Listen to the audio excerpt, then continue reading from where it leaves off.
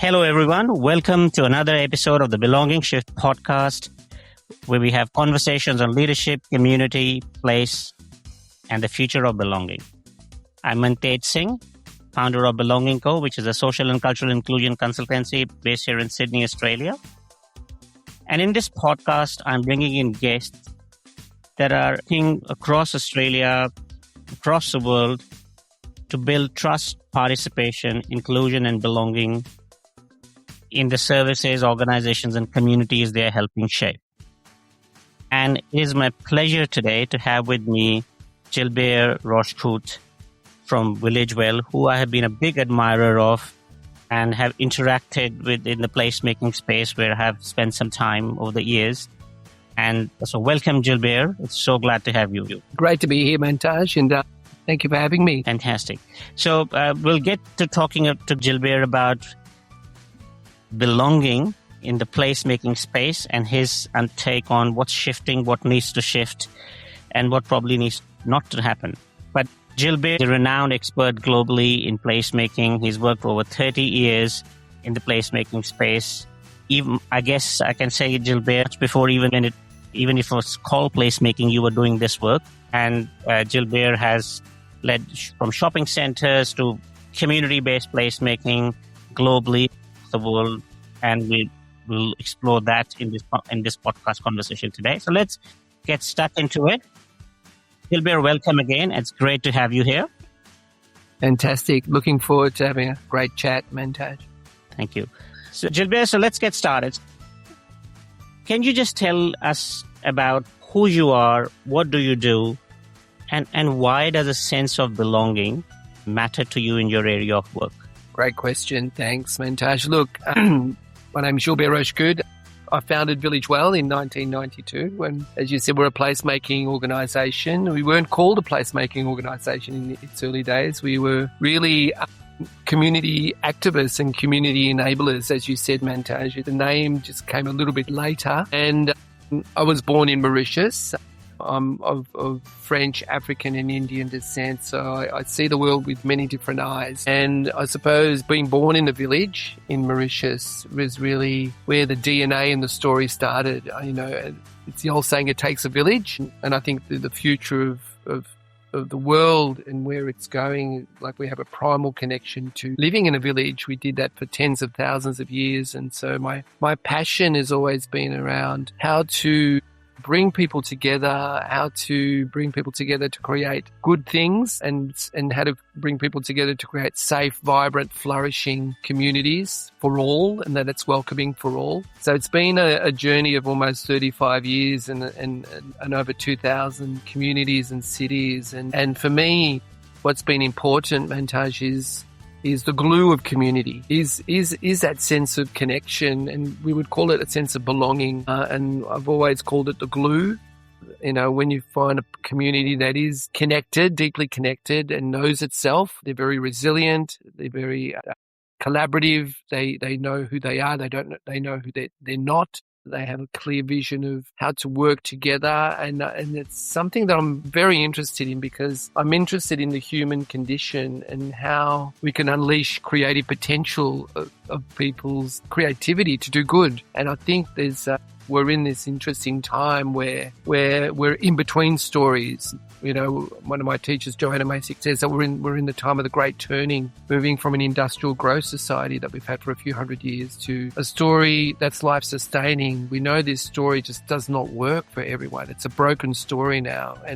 And a few people have really extracted from that story and have had great success. But now we're in between stories and we're looking for a story that I feel that nourishes life. And I think one of the pillars of that is belonging. How do we find place and sense of community and a sense of dignity and a voice and agency in our own places? Because as the world gets more complex, you know, we can't really fix the world, but we can influence our places and the place we live, work and play in. And I think this is where I think we're in the next evolution of democracy where that sense of belonging is now wanting to have a stronger voice. And I think that's coming through the agency of a new level of citizenship that's coming through, in particular Australia, where I think we've got over 200 cultures, and a lot of those cultures don't have a voice. 50-something% of Australians are either got a parent born overseas or they're born overseas. So we have this extraordinary tapestry to tap into, and I think it's an exciting time. But also, for some people, it's a very anxious time, with the loneliness epidemic and cost of living epidemic and wars and stresses and climate crisis and all these, what I call a polycrisis of many factors, has really created the conditions for change. And I think belonging is definitely a core pillar where people will find meaning. And I think, as Hugh Mackay said, Mantej, a very learned scholar researcher, Australian scholar researcher, said that, the greatest challenge of Australia is the search for meaning. People have lost meaning. And that's what he found, is that Australians are really looking for something bigger than themselves, And I think the dominant story of consumption just doesn't hold anymore. So we're looking for something bigger than ourselves. And so we live in interesting times. And I think what I'm interested in as a facilitator, as a placemaker, as a community activator and community organizer is to give people agency and a voice through a bottom-up approach so people can find agency and a voice to build their own belonging. Right. So you've taken us on a whole journey of, voice and citizenship and agency and what's happening in terms of polycrisis and identity and meaning. I was really sort of so in tune listening to you describing what's happening in the world. But before we go further and delve into belonging from a placemaking perspective, I wanted to understand what belonging means to you personally. So how would you, Gilbert, define belonging if you couldn't use the word belonging? What does it mean to you personally in terms of your own genesis story? Yeah, so great question, Mantej. I think for me, this whole work and journey I call it's an inside job. And I need to find belonging in myself. And I think that's the concept of the care of self and the self-love of self and self-awareness. So for me, what's important is that I find that sense of connection within myself and having my own meaningful narrative of belonging and how I, it's the old saying, know thyself. And once you do that, I think you can see the humility, the grace, the intentionality, and how they create belonging around them. It's almost a magnetic field. But I think there is always a few elements to that. It's always something bigger than yourself. And I think that's where we get to the concept of service to others. So for me, that's really important. And I think where that comes from for me is obviously through my service to community, but also, I have a strong connection to friends and family and my local community, which I support and help with, of vulnerable groups or the local shops and retailers. So I think we need to find belonging through ourselves and in place. So what I've heard from you, Gilbert, is that belonging starts with knowing thyself, then knowing the community, the place, and then investing in community and place. But as you said at the beginning, Australia is at a great turning. There's, 50% people with cultural diversity, and everybody, when you have a diverse society, diverse community, you have more people with different senses of belonging about what matters to them, what values they bring to that melting pot of a community and place and a neighborhood. So if you reflect on that, what shifts are occurring in the placemaking space or the sector that you've been working in over the last few years or in recent times, when you reflect on that people want different things contribute to their sense of belonging? Yeah, look, I think, and it's been happening for some years now, which I mentioned, when a story is broken and the story is not really helping all society, all communities, we need a new story. So I think COVID was a real catalytic point. It was a wake-up call, and I think that shifted a lot of people to pause and reflect, and a lot of people obviously COVID had some silver linings, but also it was very traumatic for a lot of people. But I think what it did do was for many elements, including nature, it gave nature a bit of breathing space. It gave families and communities a bit of breathing space. It brought us back to pause and reflect. It brought us back to our local communities.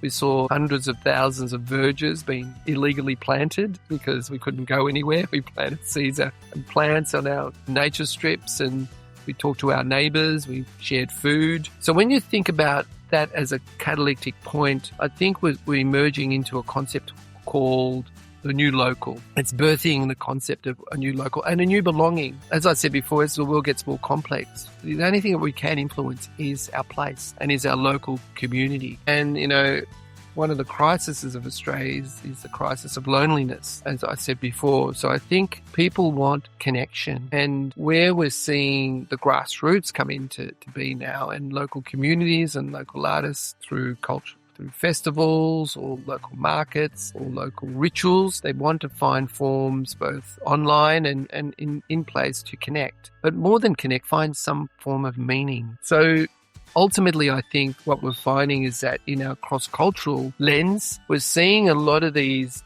groups, cultural groups, starting to form their own, what I'll call cross-cultural gifts back to Australian communities. Because I think immigrants and people from different cultural groups in the last 50 to 100 years have got great gifts that they can give to the whole of society. I'm talking about Australia, and I'm talking about food and the arts and community. A lot of multicultural groups present their gifts back to in main streets. You see places where I'm from in Melbourne, little Koreatown that's just emerged in the last 3 years. In the centre of the city, a dozen Korean shops, and it's created this extraordinary buzz. But we've always had, Lygon Street, Little Italy, we've had Little Africa, Little India, Little Saigon, we have Spanish Town. We have all these cultural groups really through place and place activation and placemaking, but really presenting themselves. Because these groups and cultural groups come from a very different framework of engaging in place. Most of their communities were street-based and street life, where there wasn't a lot of rules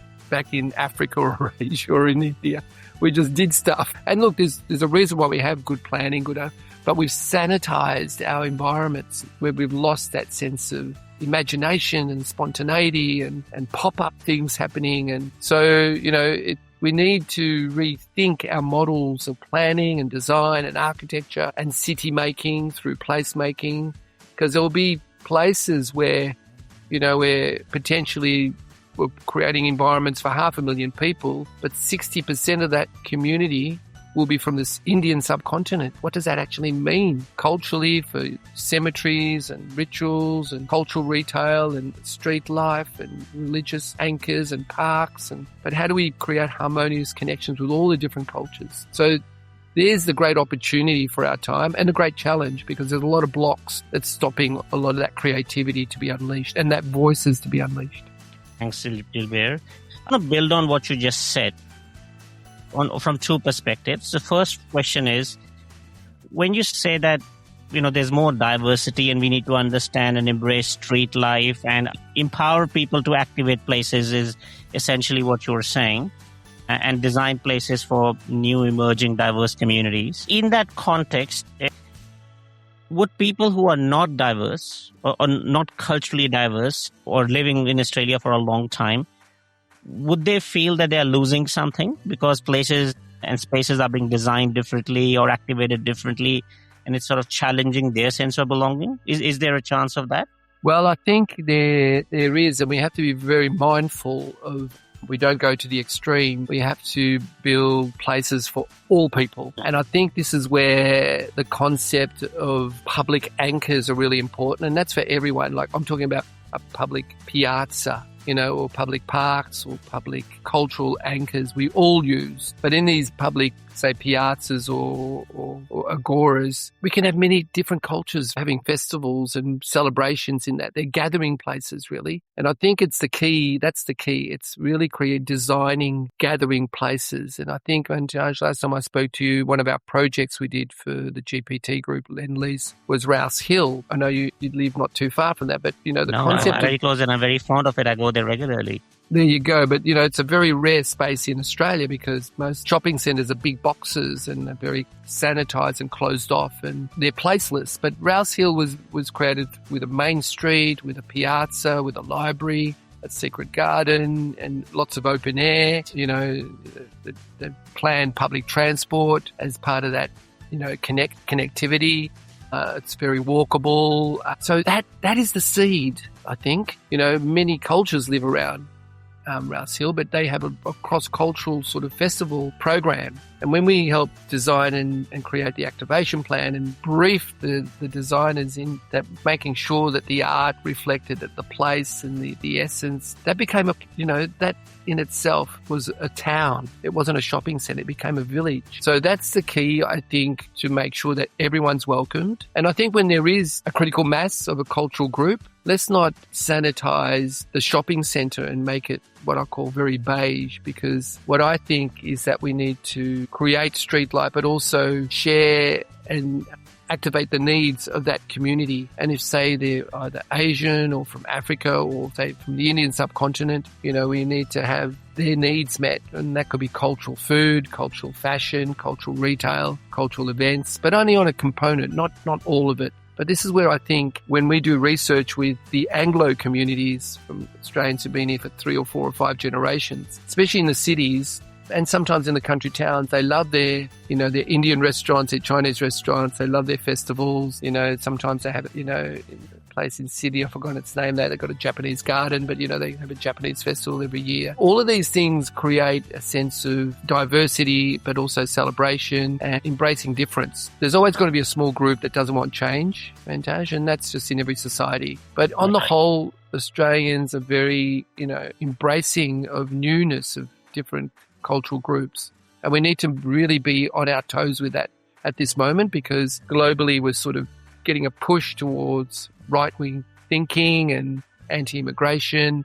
So I think the more, that we focus on the arts and the cultural elements and embracing celebration can be a great connector for all cultures and all communities. So embracing diversity, you're saying, is key to placemaking, diversity of arts, culture, people, community. And so if I want to build on that, can you do 2 things for me? One is for people who are listening who don't understand what placemaking is. If you can just define placemaking, and also talk about, if you have to tell people working in the placemaking space, what should be the do's and don'ts of building belonging through placemaking? Nice one. Yeah, look, so the first question is about a definition, and there's 1,000 definitions I want to say of placemaking. So, but just 1 or 2 definitions is, one, it's simple one is about creating lovable places, creating places that people love. And that can open up a huge amount of, discussion. And one is also how do we help create and design, places that people not only love, but they're connected to, connecting people and place. So there's some key words there about co-creation, designing, planning, but it's about people. If you start with people and place, you get people and place. You start with design, you get design. If you get infrastructure, start with infrastructure, you get infrastructure. So we have to start with people and place. That's what humanity is always connected to, from the oldest human,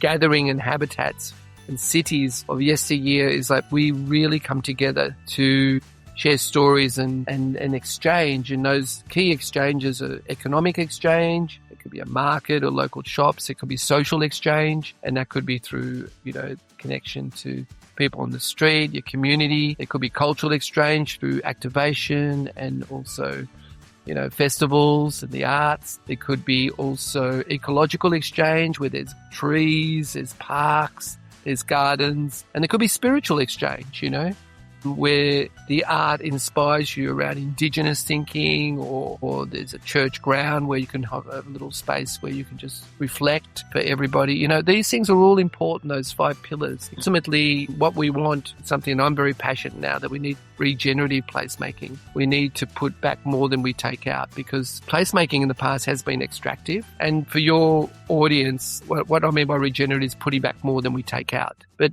placemaking is also about the software. And what I mean by that, like an easy thing is like when builders and infrastructure and architects come, they like to build up the hardware, you know, the buildings, the roads, you know, all of those things are solid, and we need them all. But what brings all that to life is people, you know, local shops, local festivals, little areas to sit in, you know, shade, beautiful trees, pocket parks, a great library, a great art gallery, a great community hub, a community centre, a neighbourhood centre. All of these things are where the activities and where we meet, where we exchange. That's the software. So we need placemaking is really about the software of community building. But we don't do that very well, unfortunately. So this is the belonging shift, and we're asking for shifts. So if you reflect on your practice, and you work with so many organizations, so many places across the world and in Australia,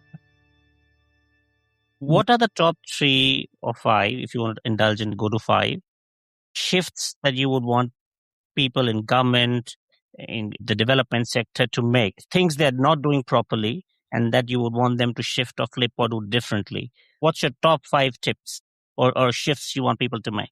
Great question. And I think one of the ones that community is yearning for and really asking for is a level of empowerment and agency. That's the first shift. We need to sort of create power with, not power over. And we need to sort of embolden the grassroots. And governments need to be facilitators of change, not the directors of change. They need to allow communities to do what communities do well, and that's create community. It takes a community, it takes a village. So get out of the way, facilitate. You know, the second part is to reimagine the culture of our organisations to be place-led. And that's really important because at the moment they're planning-led or design-led or financially led. So that loses that concept of the people. So that's where we need to make sure all our just take example for a council, you know, that 10 organisations can come together in a framework that becomes place-led and people-led. So they're all working together to embolden and give agency to people. So that's the second one. The third one I would say is the largest and biggest institution on the planet is business and developers. So we need a new ethic or social responsibility mandate for the development industry. But they need to be incentivised. At the moment, we incentivise our development community to do bad things, you know, urban sprawl. We cut up land and just sell it, and then we leave it to councils to fix up. Or, you know, this is where we got the loneliness epidemic in our suburbs. So we need to make sure that, you know, developers lead with place and placemaking, that they're building amenity and work to invest back in, you know, creating good level of transport hubs through to creating towns and villages, not boxes. And mixed-use centres that people can live, work and play in, so they're not stuck in traffic for 4 or 5 hours. I think the fourth one would be the concept of that we need to shift our stories. You know, we need to move from sustainability to regenerative practices. It's an old story, sustainability now, but what are we sustaining? And we're sustaining a very, dare I say, a system that's eating itself to death. It's a toxic system, so it's very extractive. So we need to radicalize sustainability towards regeneration and regenerative agriculture or regenerative communities, regenerative design, regenerative finance. And then the fifth one, I would say we need to shift ourselves. You know, it's a personal shift, that we are the ones that we've been waiting for. We can't wait anymore. So we can't wait for the guru or another savior. I think it's going to take a village, and I think this is the exciting bit, Mantej. I think this is where people power is coming to the fore, and I'm seeing lots of young people, you know, adopting radical simplicity. We're seeing transition towns, we're seeing communities building resilience, we're seeing crowdfunding from local communities to crowdfund their own destiny. So all of these things are coming back to what I call, in the bigger narrative of those 5 things, back to place and back to back to the local, and back to an agency where we can work together as communities and we can come together and build new visions and new places for the next generation and future generations. And it's happening now. So that's the exciting things that are happening. Great shifts, Gilbert. So from, community-led, place-led, challenging social sustainability to regenerative social sustainability, shifting stories, and, be the change that you want to be is what you're suggesting. And I mean, that's kind of very aligned with the values that I have worked with across my career in life. It's not always pays dividends, but it's definitely in alignment with myself. So my question to you is if all of this is not complicated, giving power to the local, bottoms up decision making and empowering people. So what's preventing leaders and organizations from doing it or embracing it in the way we want to? Because it's not happening everywhere. No, it's not happening everywhere. And that is the issue. And I think people, they don't know what they don't know. This is the thing, I think, Mantej. When we present these extraordinary case studies from around the world and people go, ding, well, we can do that. So these grassroots stories are not promoted or told. That's the issue. And when we know that there's other transformative processes and ways, we click in. And I think this is where the work is. We need to get to the 5%. We don't need the 95% to change. We need the tipping point of 5%. And we know that from science. You get that early adopters, the 5%, and then bang. So that's what I think is important. And what's stopping them is the lack of, they're stuck in an old story. They can't even see the trees from the forest, and the importance of what is that new story. Change has to start somewhere, and you've got to take charge of the situation. And that's very connected to my own story, why we are talking right now, because this conversation would not have happened in that system that I was operating in. My last question to you is this.